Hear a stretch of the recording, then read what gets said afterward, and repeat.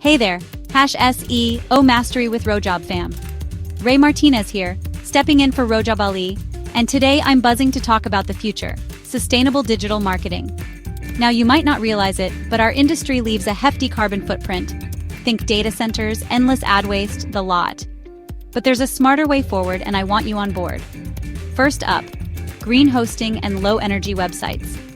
It sounds technical, but it's simple. Choose web hosts powered by renewable energy, and make your site lightning fast. That means less energy, lower emissions, and a smoother experience for your users. Next, evergreen content is your secret weapon. Instead of churning out article after article, focus on quality pieces that stay relevant for ages. It saves you time, reduces digital clutter, and keeps your rankings healthy. Let's talk ads. Less is more. Rethink your approach with fewer, non-intrusive ads, and make sure your data practices are squeaky clean. GDPR compliance and transparency aren't just buzzwords, they build real trust with your audience. So if you're keen to grow your brand the green way, hit that follow button and stick around for more tips on SEO and eco-friendly marketing.